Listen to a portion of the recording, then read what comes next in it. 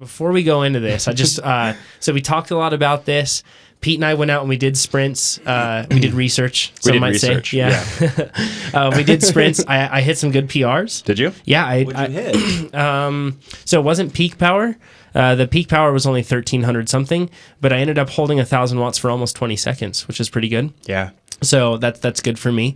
But I want us to think of a golf swing. Yeah. And when he says I have to stop and adjust, if you've ever seen Charles Barkley's golf swing, that's what I'm thinking of in my mind. If you haven't seen it, you should look it up right now on YouTube. Yes. Tucker, can you put a GIF of Charles Barkley's swing in the that would be fantastic. So he comes down and he overanalyzes so much, and he's thinking of all the things he needs to do on the fly.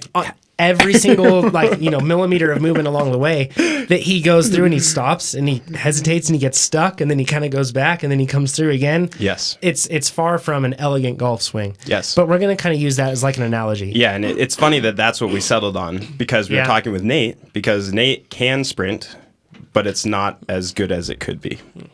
It's true. There's room for improvement. I was gonna say I can't sprint. It's more like because my sprint is just barely more than my seated sprint, my standing sprint. I think I go faster as a seated sprint because of airdynamics. Yeah, so that shows that there's low hanging fruit in the standing sprint side of things for Nate, right? Especially because Nate has a high threshold, big person, so he should be able to put out a lot more wattage than somebody like me, right? What's your max wattage currently? I think all time, 1310. I think recently it's like 1250. Mm-hmm. All right, so we got to change that. Yeah, I want to be like 1500 for 5 seconds and win some races. Yeah. Okay. Yeah. But so, let's get into it, Pete. Yeah, it's crazy because I will acknowledge. So the last time we talked about this on the podcast, we got it backwards. It was kind of on the fly. Yeah. And we kind of mentioned half of the important part. Now that we really did the research.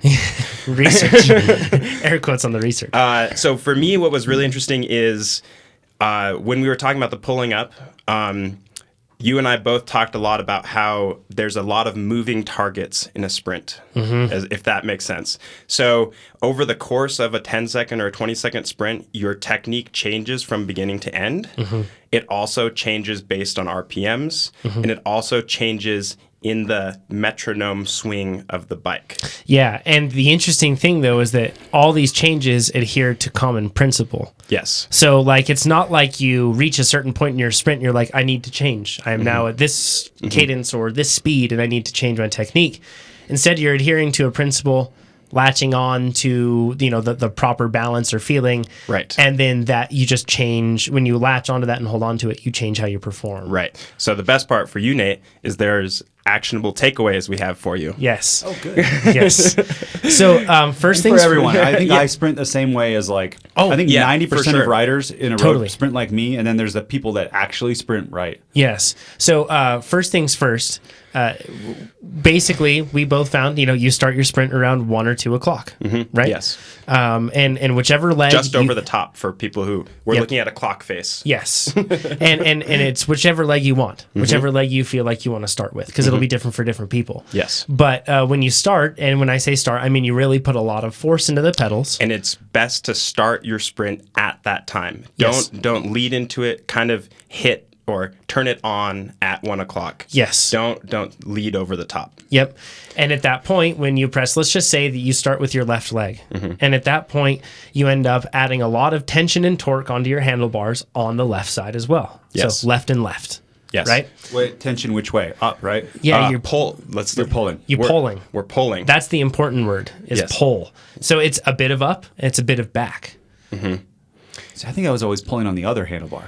That might be why you were messing up. Well, so this is the kind of interesting thing so this is what I think is almost more important than the pull. And that's why I said this last time.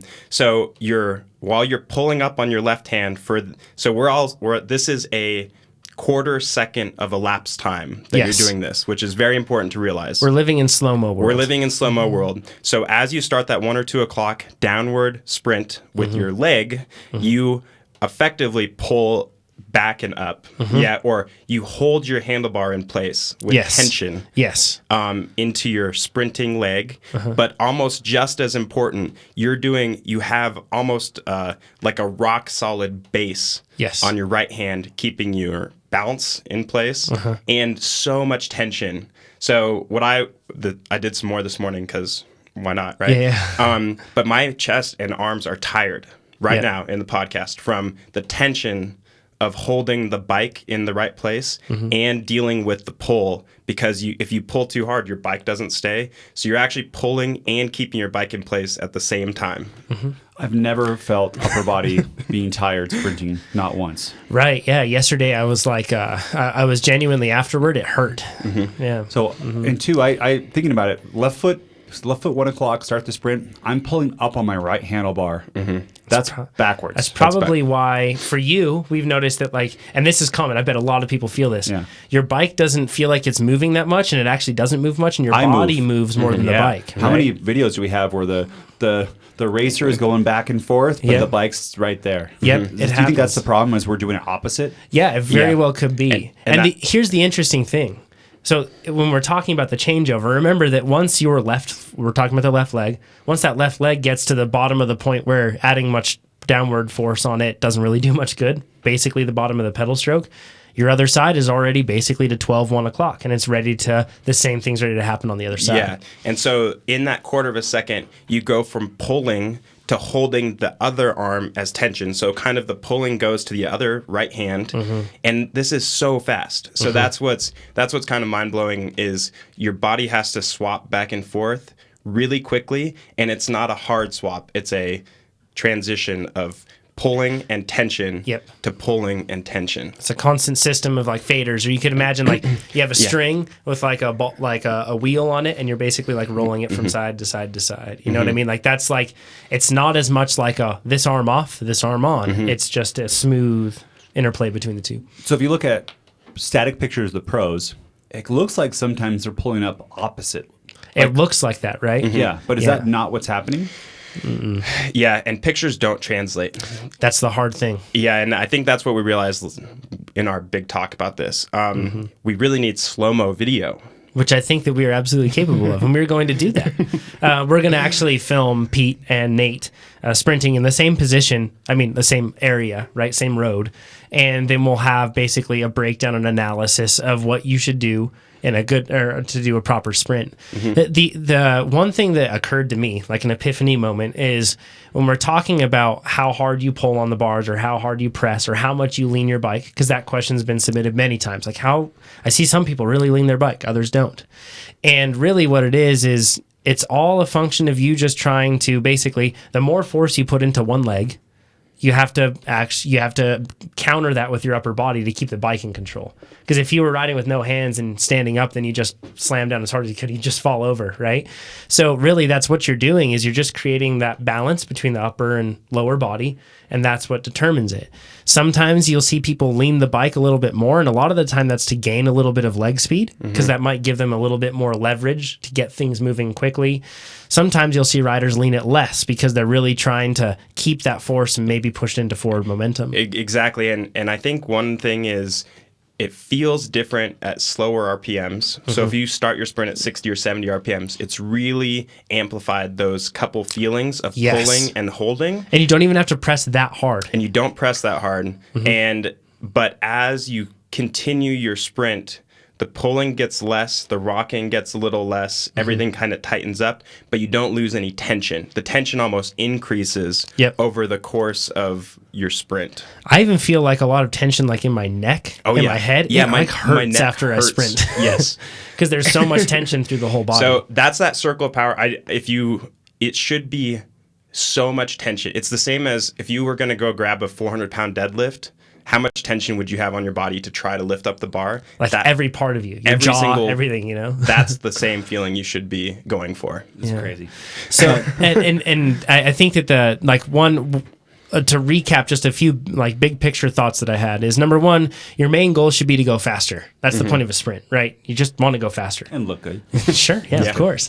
And it just so happens that the best way to make yourself go faster also looks cool. Like a sprint looks cool. I think everybody agrees, right? It looks cool, a properly done sprint. So your goal is to go as fast as you can, and the way to get there is to put a lot of force into your pedals and also turn them over quickly. And that put a lot of force into your pedals part, I feel like, is where things start to come unhinged for a lot of folks. Just because, once again, it's something isn't balanced. The torque from their upper body to the torque to their lower body isn't balanced. Correct. Exactly. That's where it falls apart. And everybody can pedal really hard. If you're an experienced cyclist, you can pedal really hard. And I think that's why this gets turned on its head so much, is because every ounce of power you put into your pedals, you have to hold your bike just as hard, steady, in tension. What about pulling up? How much are you guys doing that? So I noticed that I pull up, I would say, more if I am more upright. Yes.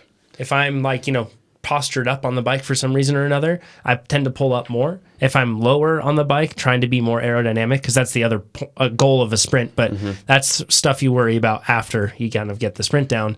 I feel like I pull back more. Yes, and at the beginning of the sprint, it's slightly more. If you think of like a kilo track starter, as their upper body is like pulling as hard as they can. And they're very upright. Very upright, because you can pull a lot up. And then as soon as they are into their sprint, you're pulling up less and less.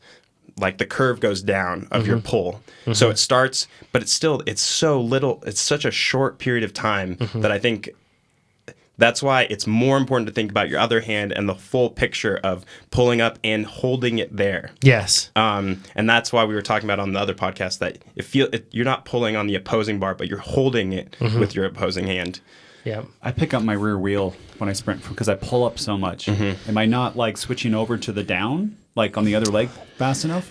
Could be. I don't know. I'm too far weighted forward. I think too far weighted forward. That's one where make sure everybody's different and everybody's bike's different, but try creeping back just slightly, and you can sight using your front of your stem and where your head is. Yep. I found that it's also when I'm not timing things very well, or I don't have the tension very good, I'll be pulling up on the pedals and then it'll kind of hop up in that situation. But if I'm really focusing on technique, which that's a really good argument for doing a couple sprints before you go into a criterium, not to see how much power you have for the day, but instead just to make sure that you have the technique down. Really helps. And for sure, start light. The same as your golf swing. You don't start hitting it as hard as you possibly can. You don't go for a full distance swing right off the bat. Do some easy sprints. Do some 300 watt sprints and 500 watt sprints, and then warm everything up. And as soon as you lose it, you can't fight it back and get it again. Right. And I'm going to use the example of the golf swing again. If you've ever had a golf coach who has sat down, or a swing coach, and he's like sat down with you at the range and he's been going through everything, a bad coach basically says, you need to do this, you need to have your hands open a door handle, and they need to rotate all the way through the door handle operation as you come through. The club head has to strike at a specific degree. It can't be too low, too high. And then you have to make sure that you're powering through your hips. You have to make sure that your head stays in the same place. Then you have to make sure that you're keeping your head down, and then you have to follow through. It's like, it'll overwhelm you and you'll Charles Barkley the swing, right? You'll end up just stuttering your way through it. Instead, what a really good golf coach does is he puts you in the right spot, and then he says, swing. And you swing, and then after that he says, how do you feel? And then you relay what you felt to him, and then he says what he saw, and then you go back through and he might give you one thing to work on. One thing to work on. Right. So we just gave you all a lot of stuff to work on, and it's hard to comprehend in a just audible form. The video should help a lot with this. But it's much more about basically, and then, so the epiphany I had when I was golfing a lot was that I got to the point where I was coming down and I felt like a good swing, like I could feel something clicked. And it took a long time of basically me trying to figure out what was going on, and it eventually took me letting go of trying to figure everything out and instead just swinging a club. And then with time, I got to the point where I was like, okay, I see what that feeling is. And then I could introduce little technique tips, but if it took me away from that feeling, I had to kind of take a step back, And sprinting, definitely, there's like a feeling of balance and tension that you get from a sprint where you're like, this is it. And that's, what you want to hold on to. It doesn't mean that you're going to be like a crazy fast sprinter. No. That depends on your physiology, really. But you can be efficient and do what you're supposed to do. And Yep. a solid sprint is so much more effective than a not solid sprint. Yep. But like we were saying, do baby steps. Pick one thing and start so easy. Yeah. Yeah. It'll help. I have 2 more questions. Yes. Okay, what if oftentimes too, I'll pick up my front wheel? I think that's not uncommon. Yeah. What do you do if you pick up your And front wheel? that can be really dangerous. I'd say all that's dangerous. That's even that's even more dangerous than the rear wheel pickup, because a lot of the time when you pick up your front wheel, there's uneven tension. So you'll put your wheel down and it'll be crooked, and it can cause. That would be the worst. If I just sprint myself into a crash. Can you imagine It's all by myself. a slow speed sprint, and you like get ready for it, and you're like going like 3 miles an hour, and you just fall over? Yeah, it'd be bad. I Too think far back? Pull less up and more. Think of pulling it into yourself, like we talked about it just briefly. But if you're bending your body, so on your bike, your legs, you're kind of V'd, and so you're pulling everything into your core, into your rather than hips, straight up. basically. rather than straight up. Yep. Because you want an anchored position to pedal into or to Yep. pedal from, I guess. Yeah. Yeah, if you think about it like an angle, you're really going for the corner of that angle. That's where you really want to have And this so force pulling back. Some into is it. up for sure because you have to counteract the force that your pedal is going down with. Yeah. But most of it is that tension and pulling back into yourself and keeping everything steady. Because if you have a ton of pressure and tension on the bike, there's no way anything is going to come off the ground. And this is I'm probably putting my hands too low on my bars. Like, you know what I mean? Like way down far. Yeah. So that makes it so that you're Pulling at more up. of a severe angle and you have to pull up even Yeah. more. If you look at a lot of the best sprinters, their hands are not on the drops. Their hands are not at the bottom of the drops. kind of- Their hands are actually kind of high on the drops, and they're like tucked underneath. Because you're pulling more into yourself than up. One last thing is elbows further out than you. As a cyclist, we're so trained to just be super narrow, and that's the smooth way to pedal and everything. But as a sprinter, pop your elbows out. Can you talk about the circle of power for those who haven't heard it before? Yeah. I think the most interesting way to think about it is that's that tension we're trying to find. So if you have your hands up closer to your hoods, right, not on the bottom, and you're pulling your bars kind of apart, but it's Apart and back. apart and back, and then like engaging everything between your hands Imagine that there's a loop between your handlebars, your hands, and it goes around your arms, up through into your the back of your chest, neck. back of your neck, your ears, Yes. and then back down to your hands. And it's that ring right there. Yeah, and my jaw hurts after sprinting sometimes, right? So, Yeah, straight up. So Yesterday hurt. As you want to have so much torsion on your upper body that nothing can move. And then from there, you can pull, then you can kind of initiate the sprint. But you want to have so much tension holding your upper body exactly in place.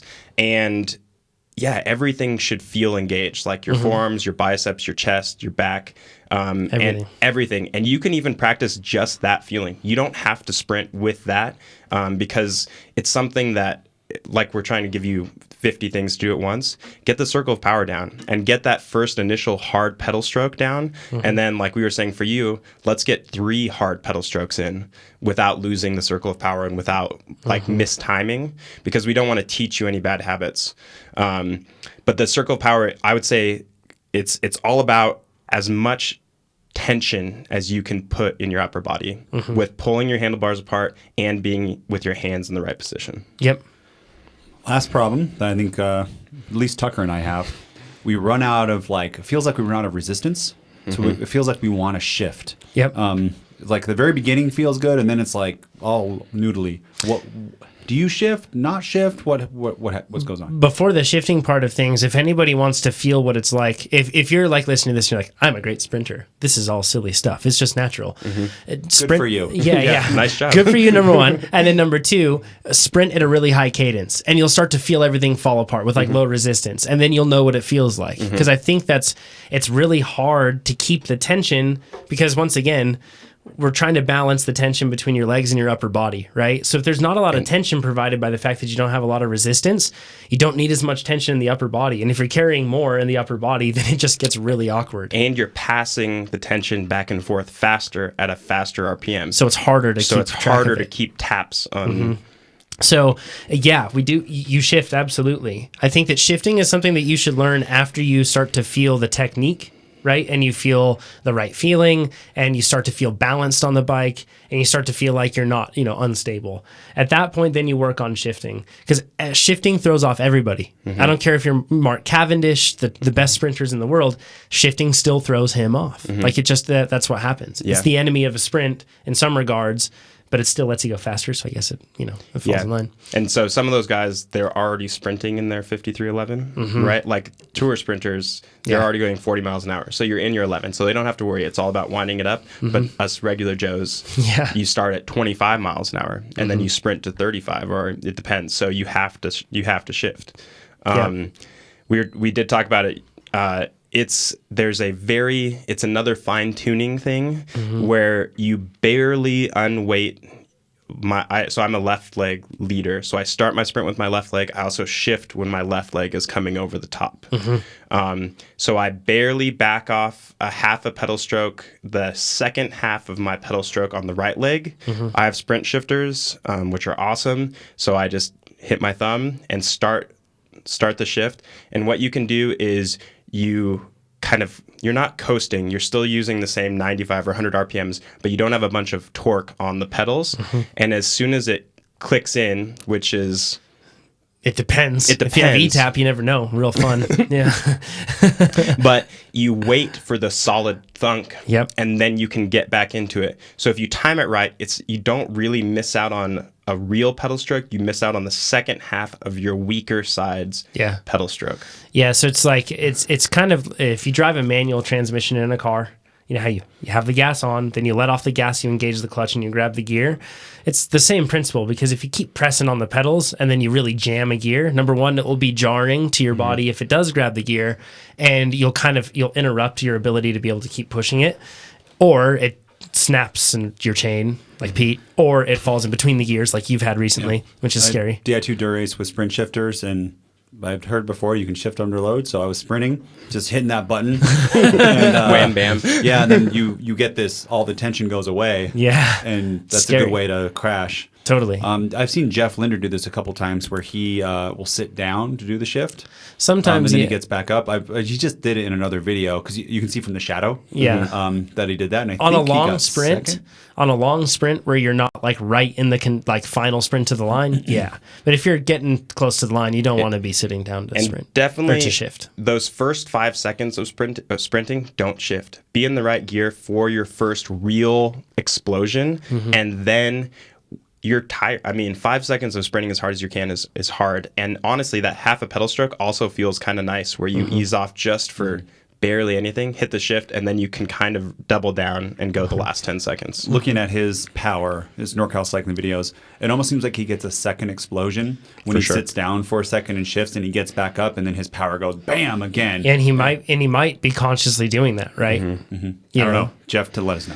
I found that when I start a sprint really hard, I can always after 2-3 seconds into the sprint, I can double down and do more. I start it really hard and I almost lose a bit of focus or something, and then I can recommit and I can do more almost every single time. And you'll see on the sprint, it basically goes peak and then it kind of valley, then goes up even higher.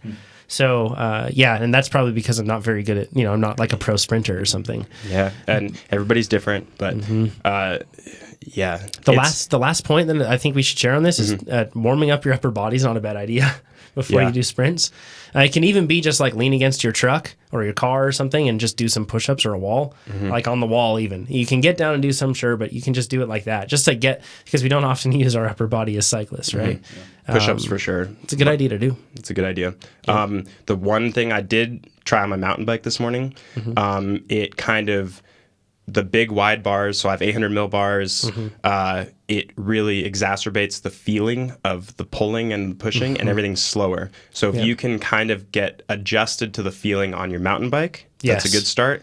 The other thing is going uphill keeps the tension high. And it allows you to make sure that tension is always present, so then you can latch onto that feeling.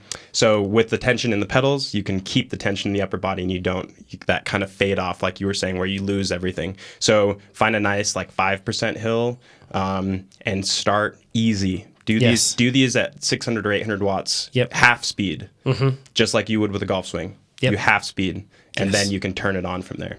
Absolutely. Good tips, Pete. Oh, thanks.